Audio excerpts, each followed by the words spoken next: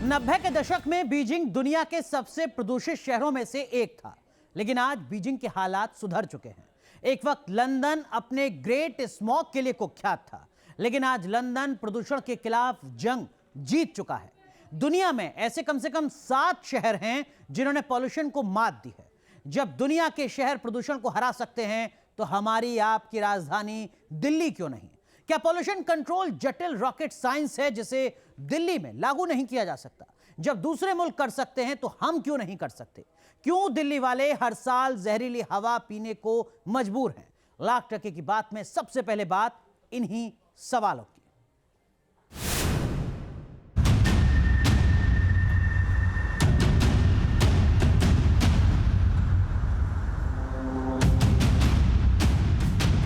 इतनी खांसी, आंखों में जलन, आंसू आने लगते हैं, जो कफ निकलता है वो काला काला निकलता है।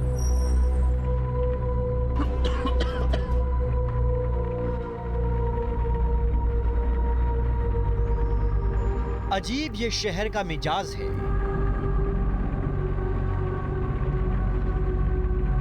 यहां धुंध बेहिसाब है।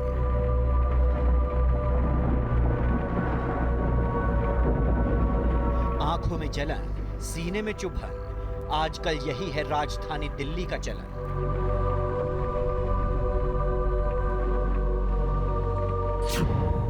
दिल्ली पर हावी है कातिल हवा। ये बीमारी देने वाली धुंध है, ये मौत बांटने वाली हवा है। जहरीली हवा के आगोश में है दिल्ली, फिर दिल्ली पर कस चुका है प्रदूषण का फंदा। देखिए 472, और ये जो आंकड़ा है इसको हम कितना भी रिफ्रेश कर लें, ये आंकड़े की सुई घूम करके वापस बार बार ये देखिए सीवियर यानी गंभीर श्रेणी का ये पॉल्यूशन है, जो कि दिल्ली में 472 कैटेगरी पर बना हुआ है। और कोई भी इलाका देख लें, दिल्ली यूनिवर्सिटी का अगर हम इलाका देखें तो देखिए दिल्ली यूनिवर्सिटी में 563 अति गंभीर श्रेणी। दिल्ली में हर साल की ये तस्वीर है। हर साल दिल्ली का दम घुटता है, हर साल दिल्ली वालों की उम्र कम होती है।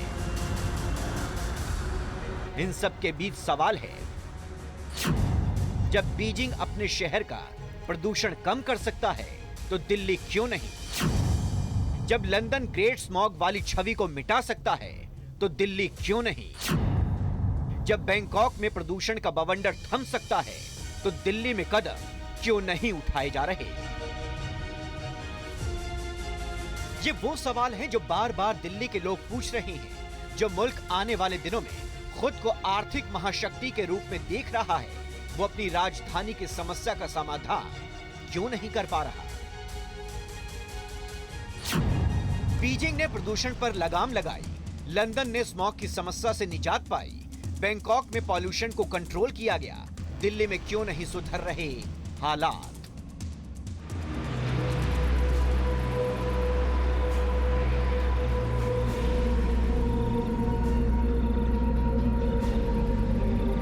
हर साल राजधानी दिल्ली की वही कहानी है। इर्द गिर्द मौत की हवा है, फिर पैनिक होकर डिसीजन लिए जा रहे हैं।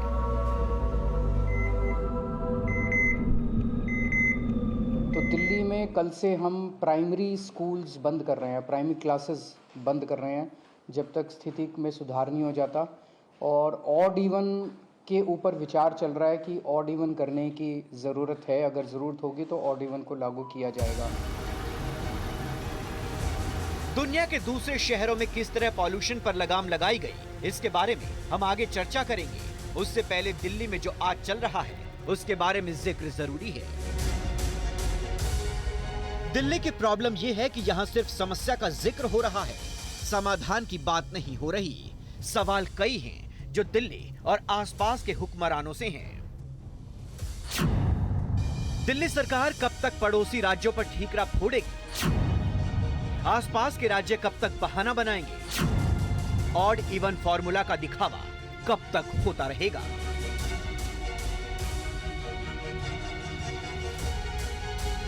ये तो तय है कि कोई शॉर्ट टर्म कदम से समस्या का समाधान नहीं होगा। एक पूरी की पूरी दूरगामी नीति बनानी होगी और उसे जमीन पर लागू करना होगा। वैसे दुनिया में हर साल वायु प्रदूषण से 70 लाख मौत होती हैं अपने देश में ही हर साल 20 लाख मौत होती हैं। दिल्ली में 2020 में वायु प्रदूषण से 54,000 लोगों की मौत वक्त से पहले हो गई। क्या यह आंकड़ा हमारे नीति निर्धारकों को झकझोरने के लिए काफी नहीं है? दुनिया के शहरों में प्रदूषण कम करने की कई मिसालें हैं, आखिर उन पर ध्यान क्यों नहीं दिया जा रहा? जब चीन की राजधानी में प्रदूषण कम किया गया, 90 के दशक में बीजिंग दुनिया का सबसे प्रदूषित शहरों में से एक था, लेकिन चीन की सरकार के क्रांतिकारी कदम से बीजिंग प्रदूषित शहरों की कैटेगरी से बाहर निकल चुका है।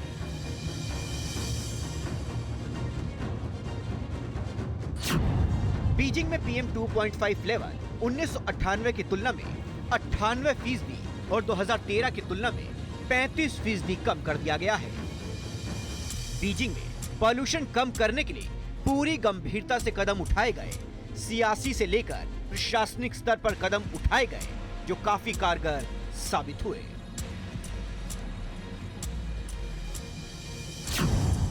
यहाँ कोयले का इस्तेमाल घटाया गया, प्रदूषण वाली गाड़ियां कम की गई, वर्टिकल फॉरेस्ट बनाए गए, 100-100 मीटर ऊंचे स्मॉग टावर लगाए गए। ये वो कदम थे जिसने बीजिंग को एक साफ सुथरे शहर की हैसियत दी। बीजिंग से चलते हैं लंदन। यहां भी प्रदूषण से जंग की कहानी काफी दिलचस्प है। जब लंदन में हुआ स्मॉग से संग्राम,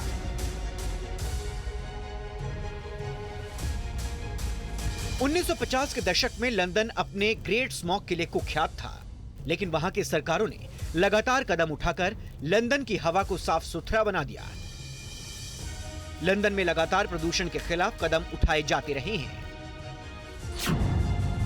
लंदन में 2019 से अल्ट्रा लो एमिशन जोन बनाए गए हैं। 2015 से पहले बनी डीजल गाड़ियों को इन इलाकों में जाने पर बैन है। शहर में ज्यादा से ज्यादा वॉकिंग और साइकिलिंग पर जोर देने के लिए एक्शन प्लान बनाया गया है। लंदन के अलावा यूरोप के दूसरे शहरों में प्रदूषण कम करने के लिए बड़े और अहम कदम उठाए गए हैं। ओस्लो और मैड्रिड में प्राइवेट कार्स को बैन करने की योजना, कोपेनहेगन और बर्लिन में साइकिल सुपर हाईवे बनाए गए हैं। जब बैंकॉक में थमा प्रदूषण का बवंडर, 90 के दशक में बैंकॉक की हालत भी प्रदूषण से खस्ता थी, लेकिन शहर की टूरिस्ट इंडस्ट्री को बचाने के लिए बड़े कदम उठाए गए।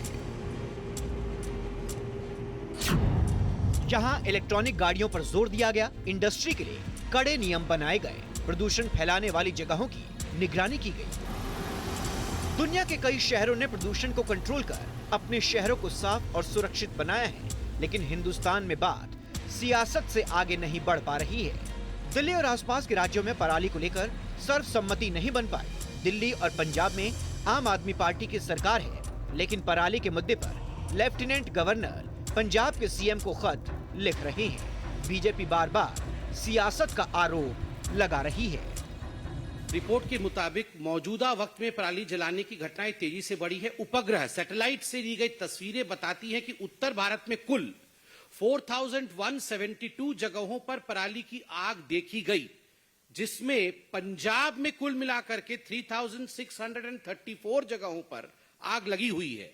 रिसर्च ने आपको प्रॉब्लम बताया है, मगर जैसा मैंने कहा, अरविंद केजरीवाल जी के नियत में खोट है।